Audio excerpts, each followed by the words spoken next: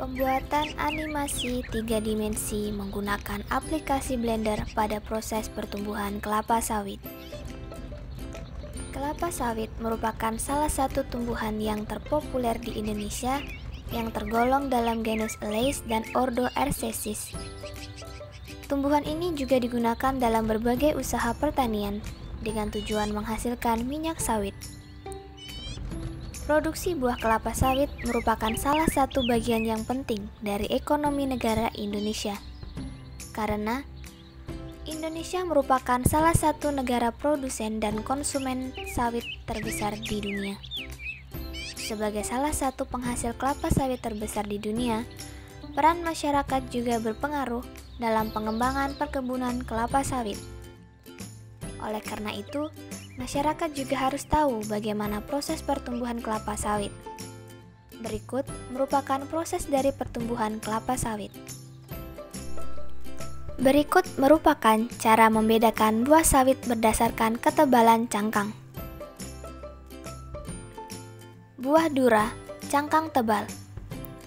Daging buah kelapa sawit atau juga dikenal sebagai mesokarp 36-65%. Tempurung atau cangkang atau endokarp 20-50%. Endosperm, inti biji kelapa sawit 4-20%. Buah tenera cangkang tipis. Daging buah kelapa sawit juga dikenal sebagai mesokarp 60-96%. Cangkang atau tempurung 3-20%. Endosperm, inti biji kelapa sawit 3-15%.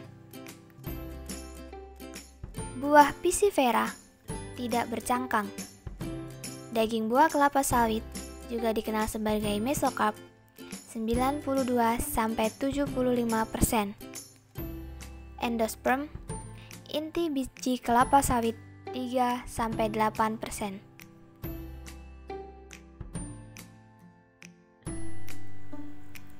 Tujuh hari pertama sudah boleh ditanam di polybag kecil. Setelah 14 hari, biji sangat baik ditanam. Plumel dan radial sudah cukup panjang.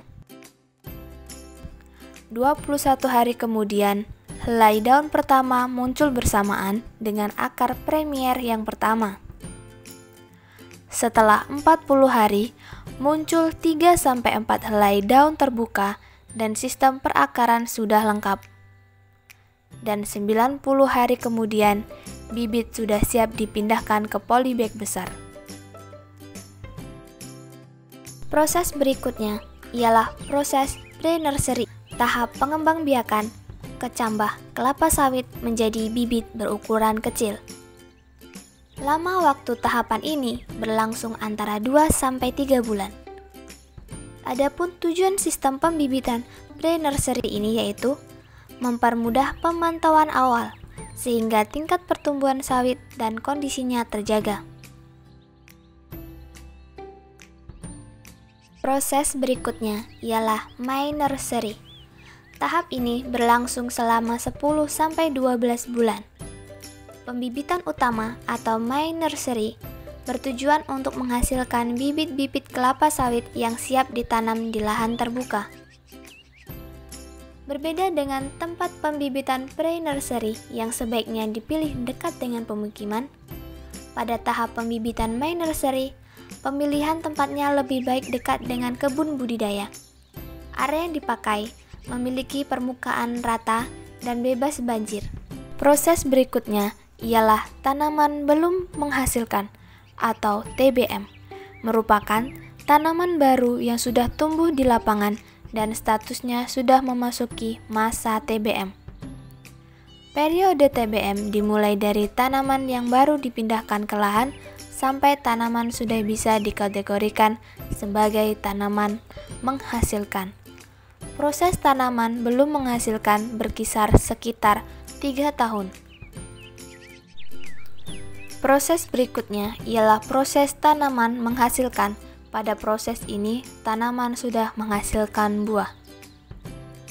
Adapun pohon sawit menghasilkan buah pada umumnya berkisaran usia 3-25 tahun dan akhirnya direplanting.